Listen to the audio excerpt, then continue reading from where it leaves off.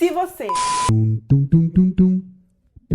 amazonense raiz, dos Vera, do Rocha mesmo, e curte se informar pela internet, mais especificamente sobre os efeitos da pandemia aqui no estado do Amazonas, então muito provavelmente eu arrisco aqui uns 80% de chance aí de você já ter se deparado com algum tweet do Mário Adolfo, do jornalista Mário Adolfo. Diga lá, quem nunca se informou através dos tweets de Mário Adolfo? Eu nunca. Pois é, tão famoso quanto o X-Caboquinho da feirinha do Parque 10 e tão aguardado quanto as lives dos fins de semana de Wilson Lima anunciando as novas medidas do decreto, tão tradicional quanto isso, só os tweets de Mário Adolfo. Todo mundo espera pelos tweets desse homem. Até a minha mãe já mandou print dos tweets dele no grupo da família no WhatsApp. O negócio tá sério, o bicho tá em todo lugar, onipresente. Mas enfim, é sobre esse alcance, esse engajamento que ele tem aí no Twitter e sobre a cobertura jornalística que ele faz nessa plataforma que a gente vai conversar hoje aqui nesse terceiro episódio do Fala Jornalista.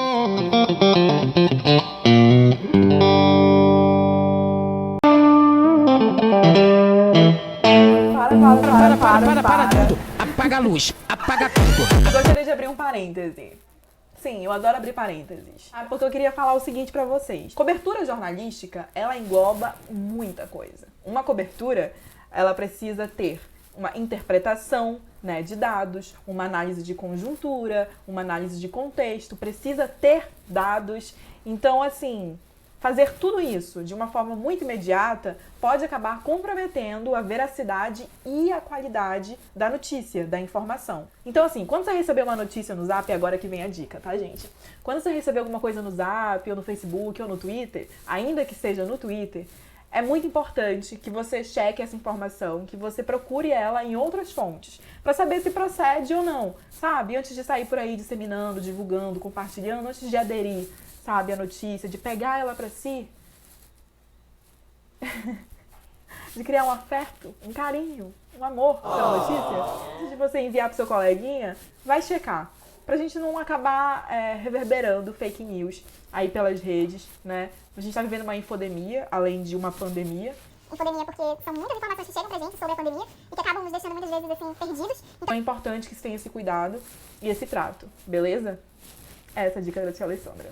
Vamos prosseguir. Antes de tudo, eu quero que você me fale há quanto tempo que você está no Twitter e há quanto tempo que você se mantém engajado por lá. Oi, Alessandra, é um prazer falar com vocês aqui. É muito importante a gente sempre debater os caminhos do jornalismo, né? Eu lembro que eu fiz muitas matérias com personagens do Orkut. Em 2005, 2006, 2007, a gente começou a entrevistar as pessoas pelas redes sociais. Era uma coisa que não se fazia antes disso. Eu lembro que ali, quando eu comecei em 2003, era impensável você entrevistar uma pessoa pela internet, como a gente Nossa, tá em fazendo 2005 isso já era uma agora prática aqui no Amazonas?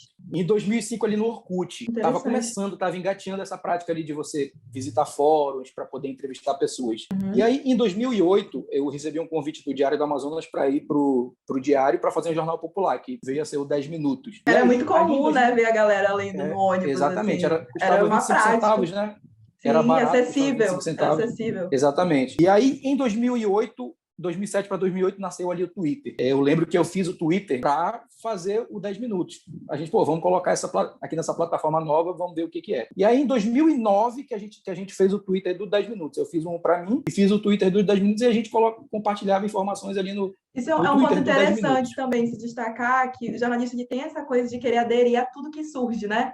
Ah, surgiu uma Exatamente. plataforma, surgiu o Instagram, vamos aderir, vamos ver como é que a gente faz jornalismo aqui. Alguns dão certo, outros não dão, né? São experiências, né? Como o Twitter estava nascendo ali, estava começando a ganhar um engajamento muito forte e os veículos de comunicação estavam aderindo, Globo, Folha, todos os grandes veículos estavam aderindo, a gente resolveu fazer um também. E deu muito certo, o Twitter do 10 Minutos cresceu muito ali. Eu lembro que as pessoas tinham muitas dúvidas quando chegou o primeiro caso aqui, quando morreu a primeira pessoa aqui em março, as pessoas ficaram muito preocupadas. E aí eu resolvi pegar o Twitter para compartilhar informações. Eu bolei uma forma estratégica de fazer por tópicos, né? Como algumas pessoas não querem entrar em site para ler, porque às vezes acham perda de tempo, então eu resolvi colocar por tópicos ali. Deu muito certo. Logo no começo ali, em março, abril, eu cheguei a ganhar ganhar 500 seguidores por dia, 1.000 seguidores por semana. Quando começou a pandemia ali, eu tinha 4.000 seguidores. Hoje eu estou com 20.000 seguidores. E o Twitter verificou o meu Twitter agora em fevereiro. Então, seus tweets sobre os eventos aqui no Amazonas e na capital, eles acabam ganhando grandes proporções, muitas vezes até migrando, né, como eu falei, de uma plataforma digital para outra. Saem do Twitter e vão lá para o Instagram, para o Facebook. Eu já vi até prints dos teus tweets circulando no grupo da minha família. Circulam, exatamente. A minha mãe mandando lá no grupo da família, gente.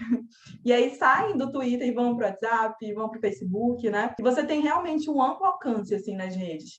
Mas eu vou focar aqui no Twitter, que é onde os teus posts se concentram, eu acho, assim. Também é onde você tem feito essa cobertura da saúde, né? Da pandemia. E aí você coleta os dados da FVS e divulga eles. Pega também essas novas medidas que saem, né, semanalmente nos decretos do governo, você também divulga isso no seu perfil. Enfim, tem muitas questões que eu quero abordar contigo agora, nessa nossa conversa, mas de início, eu gostaria que você comentasse sobre essa tua cobertura. Como é que você condensa todas essas informações? Porque, além da pandemia, a gente também vive uma infodemia, que é essa circulação em massa de informações, esse turbilhão de notícias que chega pra gente o tempo todo. Então, como é que você consegue filtrar? Como é que filtra isso, né? Porque, assim, fazer isso em 280 caracteres, sintetizar isso é desafiador. Qual que é a tua estratégia para coletar e sintetizar esses dados e essas informações? O desafio é você tentar condensar o maior número de informações num único tweet, né? Que é bem limitado ali, são 280 caracteres. Antigamente eram 140, era menor ainda. Tento condensar para ficar no máximo em um tweet, porque se alguém der um print, geralmente as pessoas dão print da primeira tela. A segunda, alguém vai dar um print se tiver muito interessado ali no caso. Então há essa preocupação até com o print, com a viralização, você já se preocupa com isso? Às vezes, por exemplo, logo no começo eu deixava para fazer um segundo tweet e o primeiro tweet já estava rolando há muito tempo e as pessoas printavam e falavam, tá faltando informação. Passei a me preocupar em colocar as informações mais importantes no primeiro tweet, que às vezes o segundo é pouco lido. Você faz o primeiro tweet ali, tem um engajamento, então eu tento condensar ali o maior número de informações, as mais importantes, no primeiro. Que estratégia tu usa para condensar? Porque é muita informação, é muito dado da FBS, os decretos que o governo lança são o tempo todo atualizando ali. Como é que você faz essa suíte, né? Tem que fazer a suíte, atualização, condensar isso. Qual é a estratégia que tu usa? Há um critério? A estratégia é de importância mesmo da informação. É como se a gente estivesse fazendo um lead jornalístico da matéria. A gente coloca ali as informações mais importantes no tweet. Se for inevitável que eu tenha que fazer um segundo, por exemplo, ali quando eu comecei a fazer, eu lembro que eu ficava muito focado no boletim diário que a FVS publicava. Então, no primeiro tweet, eu colocava ali o número de mortes, o número de pessoas que estavam internadas, o número de pessoas que tinham sido infectadas naquele dia. As outras informações, se eram homens, se eram mulheres, quais eram os municípios que estavam sendo mais impactados, eu deixava para um segundo tweet, porque na escala de informação, o que importa eu já tinha colocado ali no primeiro tweet. Agora, com o governo tendo que atualizar aí o decreto pelo menos de semana em semana ou de 15 em 15 dias, a primeira informação que eu coloco é sempre a restrição de circulação. Logo depois vem as informações que as pessoas mais querem saber, funcionamento de shopping, comércio, escolas, e aí as outras atividades que a gente pode considerar menos importantes, a gente coloca num segundo tweet. Então, há essa preocupação da gente colocar as informações mais importantes ali no primeiro tweet, como se a gente estivesse fazendo um lead jornalístico mesmo. Até porque o Twitter, ele virou um canal de informação, uma rede social que mais se aproxima do jornalismo hoje, então por isso que eu resolvi focar no Twitter. Algumas vezes eu vi que você faz uns cards também, umas artezinhas assim, né, para colocar as informações do que foi do que mudou no decreto e tal. Quem faz isso é você? Quem pensa essa produção toda para o Twitter? É só você ou tem mais alguém te ajudando? Tem um designer que trabalha comigo já há muito tempo, que é o Vitor. É uma boa estratégia também se você não quiser condensar tudo em um tweet. Por exemplo, essa semana aprovaram o título de cidadão amazonense para o Bolsonaro. Eu não tinha como colocar o nome de 24 deputados ali, como votou cada um. Então a estratégia foi essa mesmo. Pedi para fazer uma arte com os 24 nomes do posicionamento de cada um. Seus tweets, essa sua cobertura, ela é até rápida, eu ouso dizer. Porque enquanto portais, TV, rádio, ainda estão produzindo material para divulgar, né, sobre algum assunto aí da pandemia, você já publicou, você já deu. Então, há realmente uma preocupação com o factual, com esse tipo de factual? Há uma preocupação de sair sempre na frente? Você considera esse o fator de você optar por apostar tanto no Twitter, já que o Twitter tem esse caráter imediatista, né, uma rede imediatista, partindo dessa premissa, assim? E se for, você não acha que isso é meio que prejudicial para o que a gente chama de jornalismo de qualidade? Será que essa pressa, essa vontade velocidade de dar logo acaba impactando o jornalismo ideal, assim? O objetivo dos tweets rápidos ali que eu faço é furar os veículos de comunicação mesmo. A minha preocupação ali é passar informação mesmo para furar os veículos de comunicação. Eu tenho essa preocupação sim. E geralmente, quando eu estou escrevendo o Twitter ali, ao mesmo tempo eu já estou escrevendo a matéria para poder colocar logo ela no ar e logo na sequência poder colocar ali no Twitter seguinte um link ou do blog do Mário Adolfo ou do Toda Hora. Então, há essa preocupação assim, mas não há falta de cuidado. A pressa é inimiga da perfeição, né? Eu já errei. Alguns tweets eu já errei, tive que apagar e refazer. Mas existe esse cuidado que eu acho que o profissional de comunicação, de jornalismo tem que ter, né? A gente aprende isso na faculdade, que você tem que apurar bem, que não pode ter pressa, mas eu tenho para mim que eu trabalho ali com certo cuidado e apuro todas as informações com o cuidado que precisa ter o jornalismo. Como você perguntou, há essa preocupação assim, de furar os veículos de comunicação e às vezes até servir como fonte para quem não conseguiu acompanhar ali a live do governador ou um pronunciamento. Só fazendo um adendo no comentário aqui sobre... É que você, desde que você está falando, porque o Twitter ele tem esse caráter de informação, né? Você vai para o Twitter já pensando em se informar. E aí você falou agora, algumas vezes eu precisei apagar o tweet porque tinha alguma informação equivocada, eu tive que retratar, né? Justamente pelo Twitter ter esse caráter de informação é que ele não nos permite editar, né? Então, exatamente, isso mesmo. Apagar para publicar, porque não dá para editar. Porque imagina, se todo mundo fosse editar aquelas informações, ia ser uma fake news danada, né? Circulando no Twitter. Então, realmente, é uma questão de se pensar, né? Quando a gente vai fazer jornalismo pelo Twitter, a gente tem que estar considerando isso. Tem um alcance bem amplo, assim, no Twitter. Você consegue chegar em muita gente, como eu falei no início, né? Os tweets viralizam aqui entre os amazonenses. Você mensura isso? Faz métrica mesmo? Tira os números? É algo com o qual você se preocupa? Você tem uma ideia de que há um impacto nas decisões que as pessoas tomam a partir do que você publica? Por exemplo, teve uma época aí em que viralizou aquela informação de que os supermercados iriam fechar. E aí a galera correu para o supermercado, lotou tudo. Enfim, é um exemplo para a gente ter uma noção aqui de que a informação que é veiculada impacta assim, a sociedade. As pessoas tomam decisões a partir do que é informado. Elas reagem a isso. A notícia sendo falsa ou não, há uma reação, né, vindo do povo. Isso te preocupa em algum aspecto? Te faz criar ou pensar em algum filtro, assim? Antes de você sair publicando algo, você cria filtro? Precisa ter o filtro diário, né? Por exemplo, eu evito publicar palavrões ali no Twitter, porque eu sei que o alcance é grande, então eu evito. O Twitter tem uma métrica ali que a gente pode ver quantas pessoas a gente alcança. Tem uns 15 dias, mais ou menos, eu peguei a métrica do Twitter ali, eu alcancei 4 milhões de pessoas nos últimos 30 dias. É um alcance inimaginável, né? Se a gente fosse... É bem alto.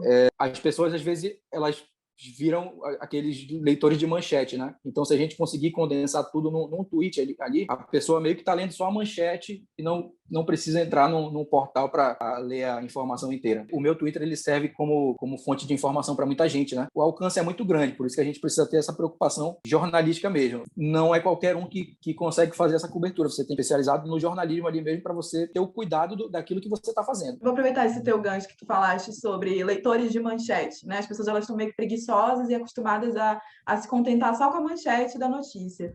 Eu acho que isso é uma culpa social, mas também tem um pouco da nossa de jornalista que a gente carrega um pouquinho também. Mas assim, são poucas, né, as suas matérias assinadas no site e no Toda Hora e também no blog, e acaba que a tua cobertura é massivamente feita no Twitter. Considerando que fazer jornalismo, de maneira geral, envolve toda uma análise contextual, de conjuntura, de interpretação de dados, que naturalmente não caberiam num tweet, que a gente já discutiu aqui, você considera que essa tua abordagem jornalística, ela está dentro de uma cobertura jornalística, considerando esses elementos?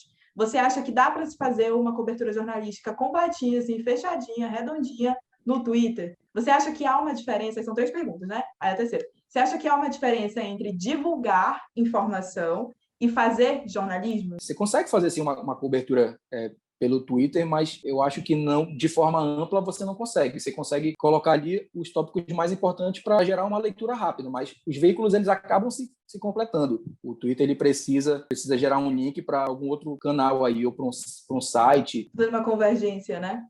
Exatamente, é uma convergência de redes, né? Mas aí você acha que o que você faz é uma cobertura jornalística ou é só uma divulgação de informações? Não, eu acredito que o que eu faço ali é uma cobertura jornalística, assim, porque eu não me atenho apenas aos números que a FVS passa ou às informações que o governo do estado passa. Há uns 10 dias, na semana passada, eu vi que muita gente estava estava dizendo que o número de casos tinha voltado a aumentar aqui no Amazonas. Eu fiz um trabalho mesmo de pesquisa, peguei os últimos 30 dias de boletim e fiz uma contagem ali, abri cada boletim, contei quantas mortes tinha em cada dia, contei quantas hospitalizações tinha em cada dia, quantas internações, e eu comparei ali 15 dias, os 15 dias iniciais do mês, com os outros 15 dias seguintes. E eu vi ali que não era verdade que os números de casos e de mortes estavam aumentando. Pelo contrário, tinha diminuído em 15 dias. Então, eu considero que isso seja uma cobertura jornalística, sim, porque você está fazendo uma pesquisa de dados ali, você está interpretando os dados e você está escrevendo ali, mesmo que seja de forma resumida, você está fazendo uma cobertura a partir dos dados, não apenas... Para finalizar, eu queria que você desse a dica de, sei lá, se tem algum perfil de jornalista que você acha que faz um trabalho de cobertura bem completinho, assim, no Twitter, parecido com o que você faz, que você se inspira. Queria que você me desse aí esse nome, esse arroba, e, de repente, dar uma dica de algum produto audiovisual ou de alguma leitura que você acha que possa agregar, assim, na nossa formação ou para quem está nos assistindo aí. No início da pandemia, ninguém sabia muito bem como faria a cobertura pelas redes sociais. Eu acho que cada um inventou uma forma ali. Eu inventei uma forma e outros jornalistas inventaram outras formas de fazer a cobertura ali. Quem faz um trabalho muito interessante também no Twitter é o Dante Graça, que é editor executivo do Portal A Crítica. A gente já trabalhou junto. Ele faz um trabalho bem interessante ali no Twitter. É bom sempre ter em mente que você precisa seguir ali as pessoas que você confia, né? Jornalistas mesmo, de formação, e que estão passando uma informação com credibilidade. Então, se você conseguir estreitar um laço com um jornalista, ou você escolher um veículo de comunicação importante ali, você consegue acompanhar as notícias sem cair em pegadinha ali de fake news. Mas tem uma curiosidade aqui, uma pergunta fora do roteiro. Você costuma responder as pessoas que te respondem no Twitter, assim? Que te dão reply, assim? Você Algumas. interage? Eu interajo, não com todo mundo, porque às vezes algumas pessoas acabam sendo grosseiras, né? Quando, por ideologia, algumas pessoas respondem de forma grosseira. Eu não costumo bloquear ninguém. A única coisa que eu faço é ignorar. Eu diria até que acabou o jornalismo colaborativo, né? Ele tá mais em ênfase hoje em dia. A galera tá contribuindo muito com a produção jornalística, a sociedade, né? Sim, Não é uma coisa que vem só da gente. Recebo muitas mensagens ali de pessoas com pautas interessantes mesmo, com denúncia. Muitas pessoas me chamam ali por DM para passar uma dica de matéria ou fazer uma denúncia. Eu já fiz muitas matérias e já pautei os repórteres que eu trabalho por meio de denúncias feitas por... E é isso, galera! Espero que vocês tenham gostado, que vocês tenham curtido. Eu acho que serve pra gente refletir sobre esses novos moldes, né, de cobertura e de produção jornalística. A gente sabe que a internet ela trouxe essa possibilidade da gente criar novos formatos, novos modelos de produção jornalística, de se fazer jornalismo, até mesmo para chegar a alcançar mais pessoas, né? A gente criar novos formatos possibilita isso. Que a gente crie linguagens diferentes, se adapte às que já existem, aprimore o que já existe, né? Para tornar mais acessível para todo mundo. Então é legal a gente pensar sobre esses moldes que já existem, sobre os que estão sendo criados e até mesmo revolucionar, de repente, aí criando um negocinho diferente. Mas sempre tendo em mente que uma cobertura jornalística requer muita coisa, um super cuidado e um super trato com a informação. Beleza, valeu, gente. Muito obrigada. Opa! Não esqueçam aí de curtir, de comentar, de compartilhar, de mandar um feedback, de repente. Estamos aqui. Se quiserem mandar pauta, também estou aceitando pauta. Né?